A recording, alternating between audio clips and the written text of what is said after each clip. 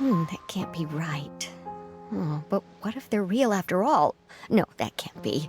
But what if there's a chance? Greetings, miss. Is there something that's bothering you? Oh, no, it's nothing. I'm Della Roche, the representative of the Fontaine Fishing Association. How can I help you? Oh, so you're adventurers. Oh, finally, someone has heard my prayers. Paimon could tell you were really bothered by something. Don't worry, you've got two super experienced adventurers right here. We'll take care of anything and everything for you as long as you pay us a little bit of mora. Oh, you are exactly the helpers I need. See, the problem is that the fish around a fishing spot at Irenaeus have just all up and vanished recently. They disappeared too quickly for it to have been the work of human anglers. As the representative of the Fishing Association, I had planned to go and investigate the area right away.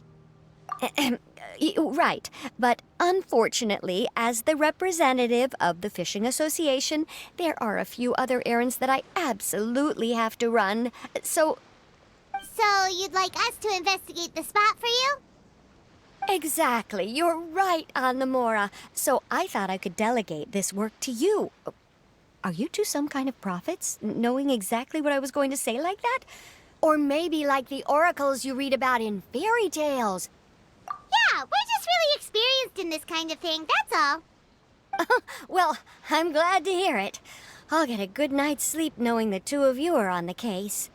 But don't we just need to investigate the missing fish? It really doesn't sound too difficult. No, you mustn't let your guard down. As the representative of the Fishing Association, I have good reason to believe that the fish have gone missing due to an encounter with the water imps. Yes, you're both Outlanders, right? Our local fairy tales often speak of a terrifying underwater creature called Thelxie. The story our parents would tell us was always the same. If we went to the water alone, then we'd be snatched away and eaten by a water imp called Thelxie. A child-eating water imp? Did they tell you what it looked like? My father would always describe it as a beautiful, multicolored snake woman, while my mother said it had a handsome face. It's really strange, though, because you'd also hear other people describe it as just a chubby penguin with a deceptive appearance. Even though the tales vary regarding its appearance, everyone agrees that it's really dangerous. It lives in an underwater cave surrounded by pallid bones and uses its sensitive nose to track down lonely children who've lost their way. And once it finds a child, it uses its alluring singing voice to lure them into the water before swallowing them whole. Pretty terrifying, isn't it? Sounds kinda scary. But isn't that pretty normal for a fairy tale? After all, those kinds of stories are usually made up to help keep children away from danger. But what if the fairy tale was inspired by a real-life tale, just like how a water vein always has a source? Well, I wouldn't call it evidence per se, but I've heard some rumors lately. They say that someone recently saw a child walk into the water as if he was possessed by something. Doesn't that sound just like he was responding to the call of a water imp? So you mean someone really got eaten by a water imp?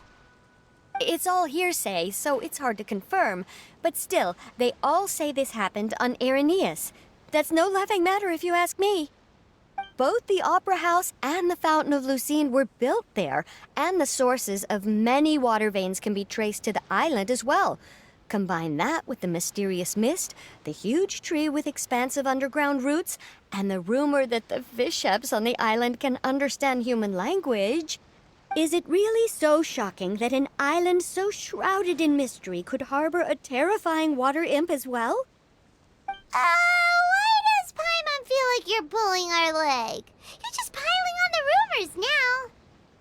Still, if someone's really been hurt, then we can't just ignore the situation, right, Traveler? Oh, marvelous. Then I'll just mark the stretch of water on your map. Don't forget that no matter what, safety always comes first.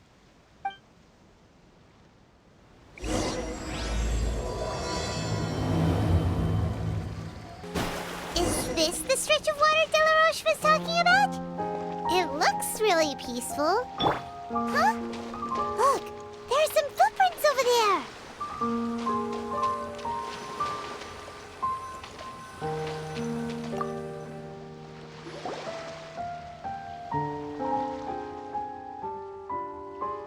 These look pretty fresh.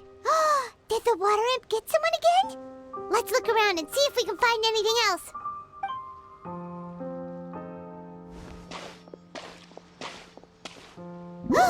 Wait! Did you hear something just now?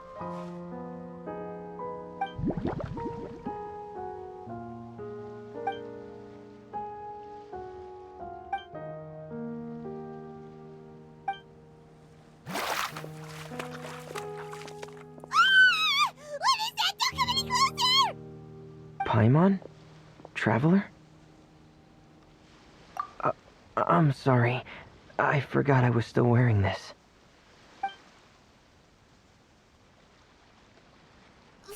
Fremine! Paimon, are you okay? Paimon nearly mistook you for a water imp. Thank goodness it was just you wearing your helmet. Huh? A water imp? Thelxie, you say? How surprising. Huh? You know that name too? Or do you know someone else is trying to investigate the water imp? No, I think our situations are probably unrelated. Sure, if that's in order. I know the name because of one of my employers. She noticed the clockwork penguins I brought to the workshop and contacted me through the shop's owner. She has commissioned me to make a special toy. Following her request, I've named the toy Thelxie. Huh?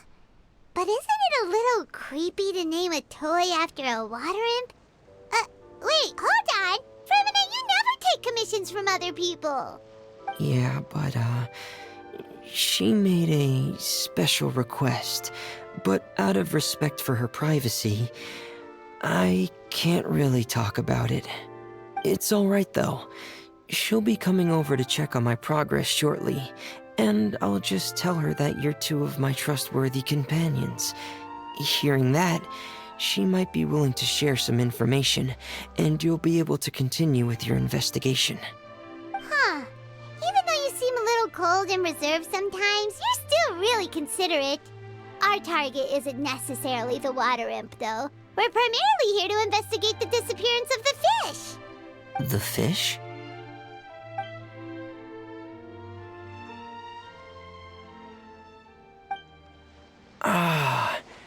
I think I may have connected the dots. These past few weeks, I've been taking Thelxie for underwater testing every day. The pressure testing makes a lot of noise. So, all that about the disappearing fish? Well, it was probably because of me.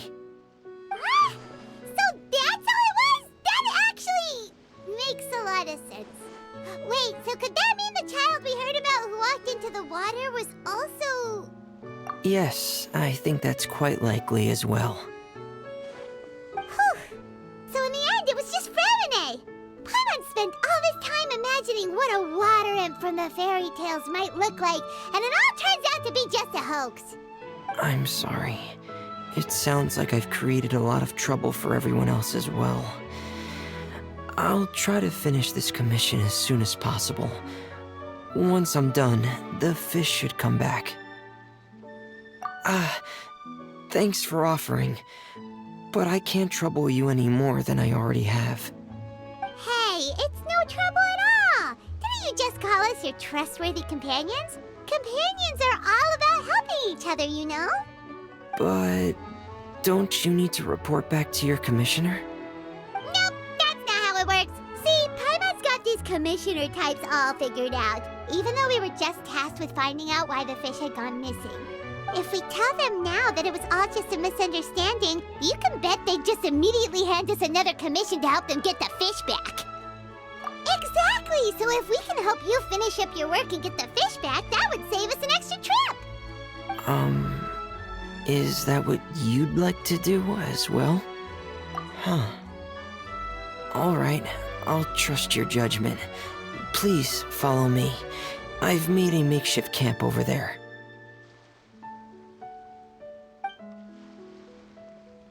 I've stored Thelxie in the tent. He can respond to some simple verbal commands. You can try calling his name and see if he'll come over. Whoa, sounds pretty advanced. Let Paimon give it a try. Hey, Thelxie! Are you there?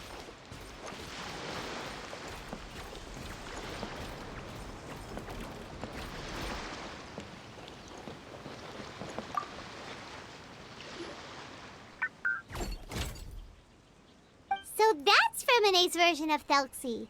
It's also penguin-shaped, just like Pear. Yep. Had Thelxie lived in Penguin Town, he'd probably have become great friends with Pear. It's not really anywhere famous or important. Don't worry about it.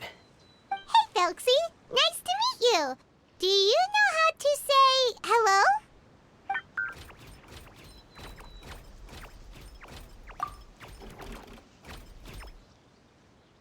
I wanted to install a language output module, but due to time constraints, I had to give up on the idea. As it stands, Thelxie can only output messages that were pre-written into its motherboard. I haven't given him the ability to convert those messages into discernible words, so he can't really talk to us just yet. No need to get so technical. So basically, you want us to help you complete and install this language module, right? No, there's no need. That wasn't one of my employer's requests. It was just something I wanted to try. I have 2 other things I'd like your help with. The first is to do some integration testing on Thelxie's motherboard, to make sure he will be able to function properly in most situations. That doesn't sound too hard. And what's the other thing? The other shouldn't take too long either. You'll need to find Thelxie some colorful shells and coral, so I can craft a weapon for him. A weapon? Will Thelxie have to fight? Mm-hmm. Thelxie will need to be able to charge forward with a weapon in hand, like that brave prince of legend. It's a part of my employer's request. What an imaginative employer! Naming Thelxie after a water imp, but wanting him to look like a prince? Well, regardless of his role or species, Thelxie's purpose is the same. Just like Pear, he has come to this world to serve as somebody's companion. Whoa, Thelxie just said something again! Could he understand what we were just talking about? He can react to certain key words, but unfortunately, due to the lack of a translation module, he still can't quite communicate with us. That's a pity. But anyway, the most important thing right now is for us to get to work. Maybe let's start by doing some testing on the motherboard. That sounds like something we can do here in the camp. Sounds good. The motherboard is on my workbench, so please follow me.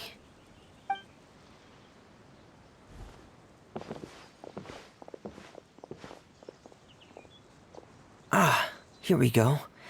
I have this testing manual, so feel free to reference it if you get stuck.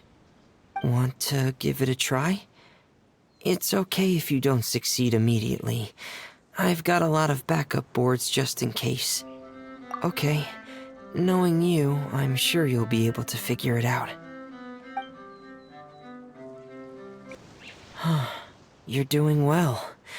Just as I expected. We've taken on a lot of similar tasks before, you know. Then let's move on to the underwater part. It's just as I mentioned earlier. We're after colorful shells and coral. Oh, speaking of which, you're both already pretty used to Fontaine's underwater environment, right? Okay, that's good. Just let me know if you ever feel uncomfortable. I'll make sure to stay right by your side. It should be right over there. We'll be able to find something that'll help us with our search. This is it. We call this thing an echoing conch. It can detect special reflection waves in the water to help us with all kinds of underwater exploration and excavation efforts. Here, try it. Did you notice any interesting places? The echoing conch should have detected some just now. Let's go check them out. Alright, these should be enough. Let's head back to camp. Thank you for staying out here with me all this time.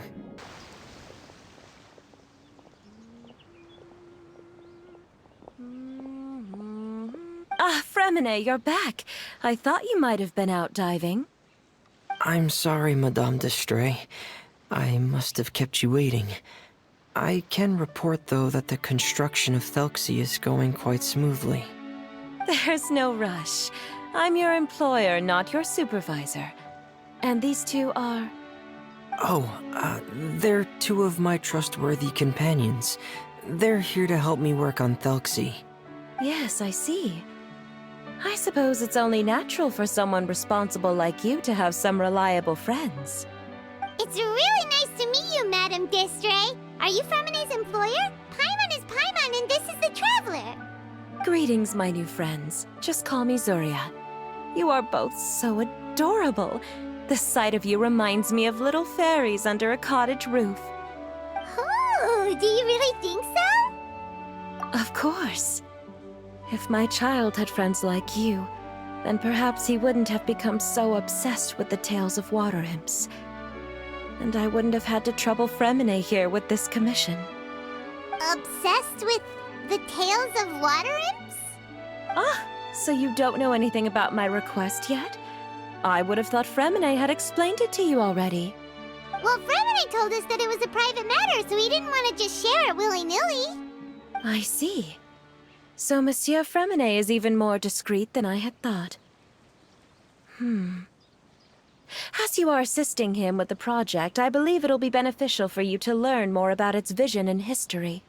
But it would be quite impolite of me to simply pile all of my troubles on you without your permission. So, would you like to listen to my story? Sure, you can tell us anything. You've already said nice things about us, so we'll try our best to help you get through your troubles. Ah, what a lovely little fairy. Then let me think of a way to put my situation into words. I'm sure you're already familiar with the tale of the water imps, right? Simply put, parents came up with a story, painting water imps as scary abductors in an effort to convince their children to stay away from the water. My child is rather special, however. While most other children are terrified of Thelxie, he's infatuated with him. Infatuated? With a water imp? What a brave soul. Yes, he told me that he thought the water imp might have just been misunderstood. In his mind, instead of singing to abduct children, the water imp actually sang out of a longing for companionship. As a result, he often goes near the water in secret. Huh. So he wanted to become friends with the water imp so it wouldn't be lonely any longer? What a unique way of thinking. Thank you, little Paimon. He indeed has always stood out from the crowd. He was actually diagnosed with loneliness syndrome when he was only 8 years old. It's a type of mental disorder. Those affected by it often feel extremely lonely and lose interest in many mundane activities. The syndrome is probably what made him so determined to become friends with the water imp. Oh no. Is it a very serious disorder? If you were to become afflicted with the disorder, Paimon, you would only be able to say less than a fraction of the words you're saying to the Traveler now. No! Paimon won't accept that! We would have to find a doctor to help cure Paimon. Paimon has a 2,000-word quota for daily conversations with the Traveler, and she won't settle for a single word less! The family doctor has already begun to treat my son, but since the disorder is rare, there aren't many good regimens for treatment. He's also developed some new symptoms lately, such as uncontrollable delusions. Huh? Uncontrollable what now? Uncontrollable delusions. To put it simply, he can no longer differentiate between fantasy and reality, and spends all his time in his fantasy world. world? It's a dream that he often mentioned to me when he was younger. I've compiled what I could understand of his recent rambling. It goes a bit like this.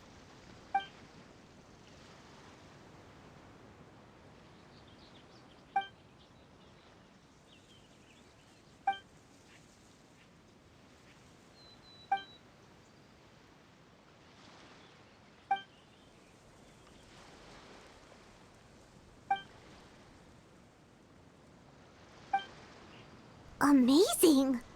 Your son came up with all of this? He really crafted a lovely fairy tale world for Thelxie. It's like a beautiful dream. But perhaps no beautiful dream can ever last long.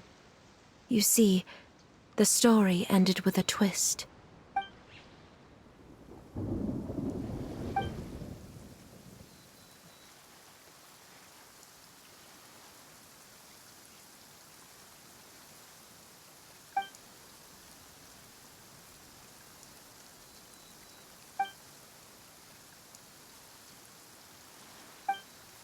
How could the story end like this?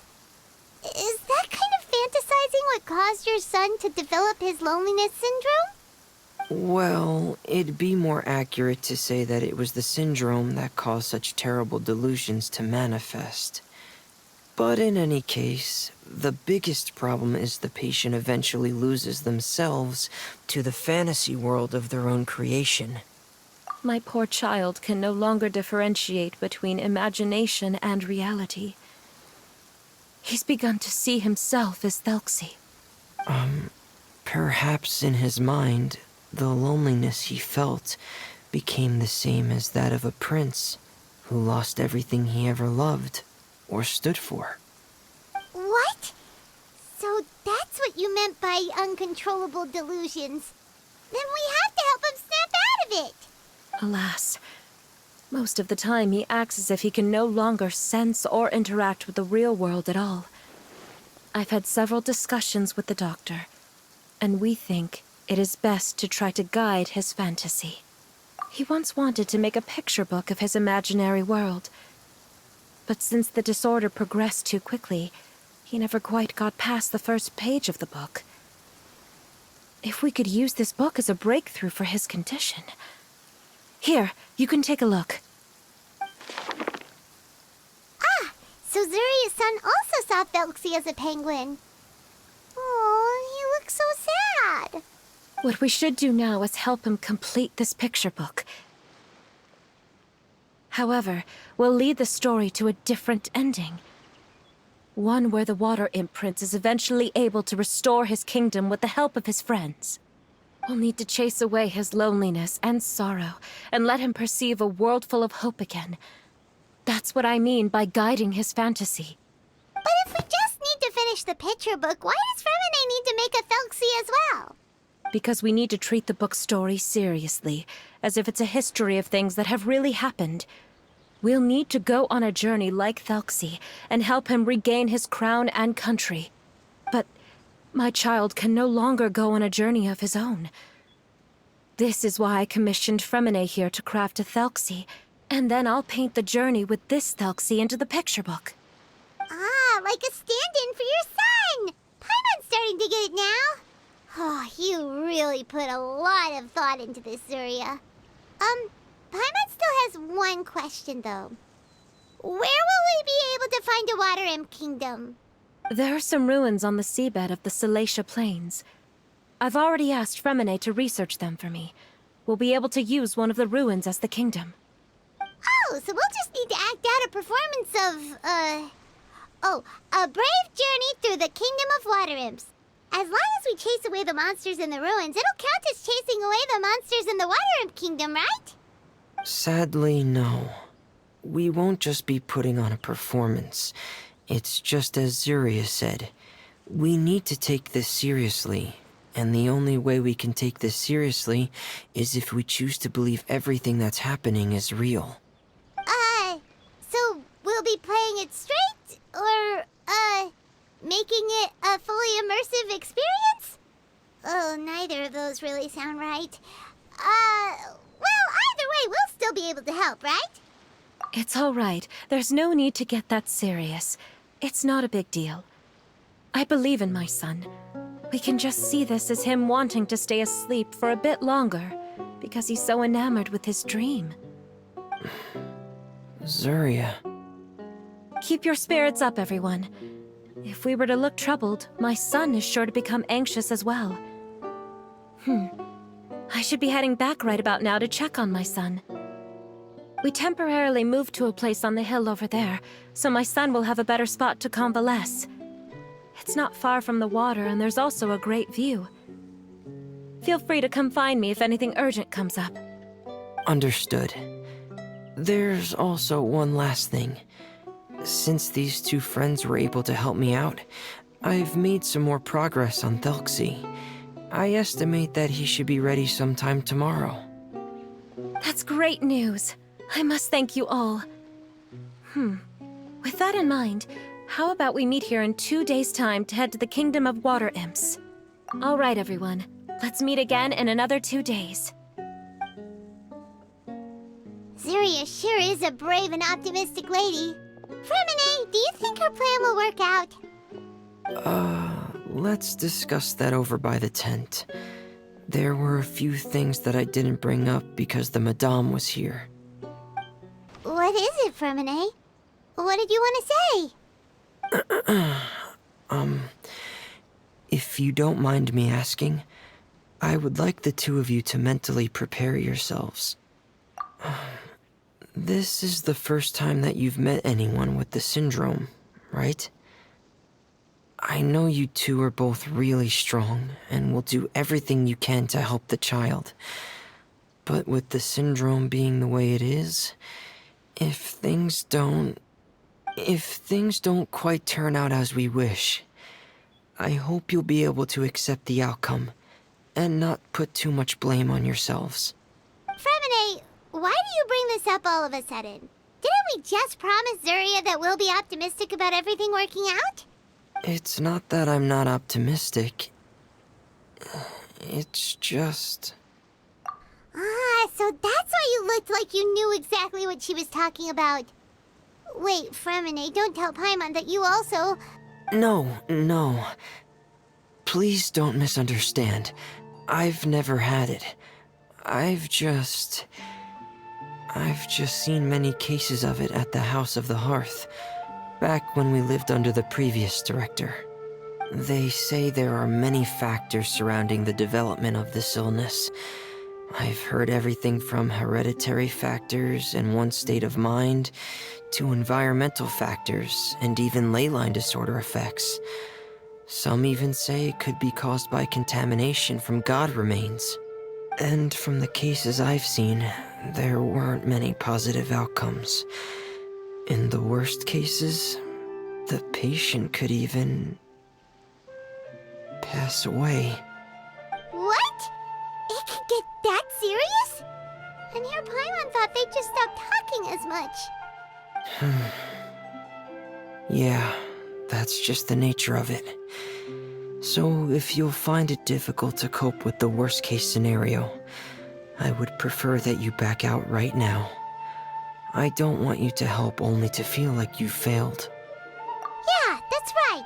Paimon's seen all of those things too. No matter how hard it might get, we won't be scared. Really? Then in that case, let's see this real-life fantasy adventure together to the end.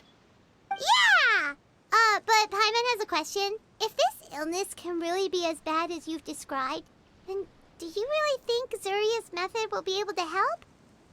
After all, we'll just be using a toy as Thelxie and some ruins as the Kingdom of Water Imps. The whole adventure will only be turned into a picture book for her son to read. Well, I think it should be able to do something. To harbor a fantasy means that the child wants to save himself somehow. The only reason he's allowed his dream kingdom to fall is because he's lost control of his heart. But if we can help him regain control and escape from the darkness, we'll be able to change his world. Like helping someone who's lost their voice be able to speak again. Oh, Paimon sees what you're saying now. Huh. How do you understand all of this so well, Fremine? Well, maybe because I have also had many of my own dreams in the past. I even had my own fairy tale world, much like that boy's. I was able to draw a lot of support from it, so I believe in the power of fantasy worlds. So you remembered. What Penguin Town? Why doesn't Paimon remember? Is that also a fairy tale world? Don't leave Paimon in the dark!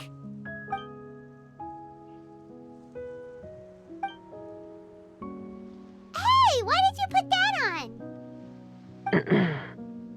It's just one of my personal quirks. Please pay it no mind. Anyway, Penguin Town is a peaceful place with lots of penguin residents. They're all really good at making clockwork toys.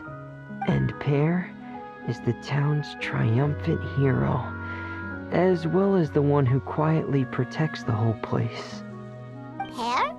But didn't you make Pear yourself? Well, I often think that Pear only came to me because he realized how much I needed him. So it's not so much that I made Pear, as Pear chose me as his friend. Fremine, are you sure you're not losing control of your fantasies as well? No, I don't think so.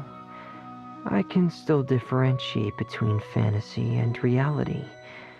I just believe that the fairy tale world of my dreams must also exist somewhere. It might just be hidden, which is why it's difficult to see. Or it will only reveal itself at very specific times. Specific times? Like when you put on your diving helmet? Yeah, that's the general idea of it. Really? Paimon just said that because you put on your helmet. Have you ever observed the surface world from underwater? It's as if you're viewing a whole different world from the outside. It's a very surreal feeling.